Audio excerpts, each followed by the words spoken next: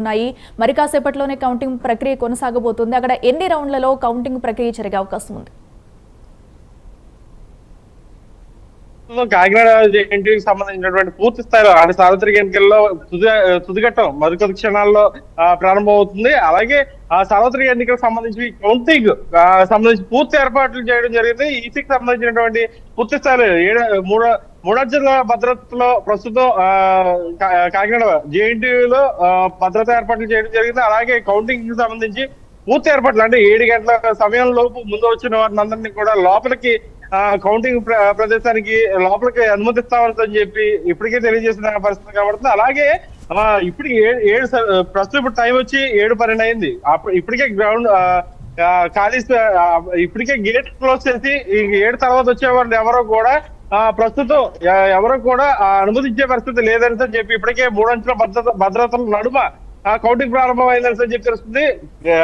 ఇక్కడ ప్రస్తుతం స్టేట్ కి సంబంధించి అలాగే సెంట్రల్ కి సంబంధించి 3 అంచెల భద్రతలో కౌంటింగ్ ఏర్పాటు చేయడం, అలాగే ఎలక్షన్ ఈసీ ఆదేశాల అనుసారం కలెక్టర్ అలాగే ఎస్పీ వారి ఆధ్వర్యంలో ఇక్కడ కౌంటింగ్ ప్రక్రియ అనేది మరికొద్ది క్షణాల్లో ప్రారంభమవుతుందని చెప్పి తెలుస్తుంది.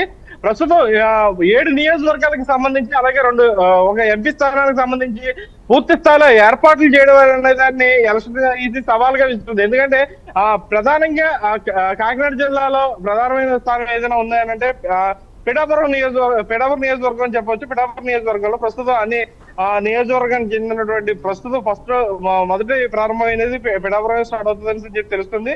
అలాగే ఇప్పుడు మనకు తెలిసినంత వరకు ఈ 7 అంచుల లోపు ఇక్కడ కౌంటింగ్ ప్రక్రియ అనేది స్టార్ట్ అవుతుంది. కానీ అలాగే పోస్టల్ బ్యాలెట్ అనేది ప్రస్తుతం 8 గంటల ప్రారంభమయ్యి 8:30 లోపు క్లోజ్ చేయాలని చెప్పి ఈసీ తెలియజేసినప్పటికీ కూడా కొంచెం పోస్టల్ బ్యాలెట్ లో ఏదైనా ఇబ్బంది ఏమైనా కలిగితే దాన్ని నిర్వర్తించి ప్రస్తుతం 9 గంటల లోపు మొత్తం టోటల్ గా క్లోజ్ చేసే విధంగా ఈసీ ఎలక్షన్ ఏజెంట్లు కూడా ప్రస్తుతం అక్కడ అన్ని ఏర్పాట్లు చేయడం చేస్తే కొంత అంటే ఇక్కడ అవగాహన లేక కొంతమంది వాళ్ళ ప్లేస్ ఎక్కడ ఇచ్చేస్తారని చెప్పి వాళ్ళకి తెలియలేని పరిస్థితి కనబడుతున్నా సరే అధికారులు మాత్రం వాళ్ళకి దిశానిర్దేశం చేసి వాళ్ళకి సంబంధించినటువంటి ఏర్పాట్లలో పూర్తిగా నిమగ్నమై అధికారులు తగు జాగ్రత్తలు తీసుకున్నారని తెలుస్తుంది.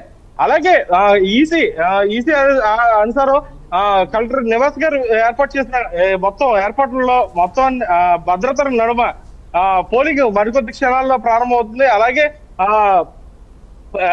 ఇప్పటికే పోస్టల్ బ్యాలెట్ లెక్కించేందుకు ఆల్రెడీ పూర్తి స్థాయిలో ఏర్పాట్లు చేయడం జరిగింది. అలాగే మనం తెలిసినంతలో ఎక్కడ ఈ పోలింగ్ కేంద్రాలకు సంబంధించి ఇప్పటికే అన్ని ఏర్పాట్లు చేయడం జరిగింది. అట్ ది సేమ్ టైం అన్ని కౌంటింగ్ సెంటర్లలోనూ కూడా పూర్తి స్థాయిలో అందరినీ ఏమైనా ఇబ్బందులు కలుగుతున్నాయా లేదా అనే విషయంలో ఎక్కడికక్కడ అధికారులు షఫ్లింగ్ అవుతూ ఒక ప్లేస్ లోకి చేసి వస్తున్నట్టు ఇంకో ప్లేస్ లోకి ఆర్జేడీ రావడం, అలాగే మొత్తం అందరూ ఒకరి తర్వాత ఒకళ్ళు వచ్చి కౌంటింగ్ ప్రక్రియకి సంబంధించినటువంటి పూర్తి ఏర్పాట్లు ఒకరి తర్వాత ఒకళ్ళు వచ్చి చెక్ చేసుకుని వెళ్లే బాధ్యత పూర్తి స్థాయి చూద్దాం. ఎందుకంటే ఇక్కడ భద్రతల విషయంలో కూడా ఎస్పీ చేసిన విషయం అంటే బుల్లెట్ మీద డైరెక్ట్ గా మొత్తం పోలింగ్ కేంద్రాలు అన్నింటినీ కూడా డైరెక్ట్ గా ఆయనే స్వయంగా డైరెక్ట్ గా ప్లేస్ కి వెళ్ళి చెక్ చేయడం, ఒకవేళ వెహికల్స్ ఏమైనా అడ్డుగా ఉన్నా సరే. ఎందుకంటే ఇక్కడ చెదురుబదు ఘటనలు ఏది జరగకుండా పూర్తి స్థాయిలో ఎలక్షన్ ఈసీ ఆదేశానుసారం పూర్తి స్థాయిలో ఎటువంటి అవాంఛనీయ ఘటనలు జరగకుండా తగు జాగ్రత్తలు తీసుకున్నారు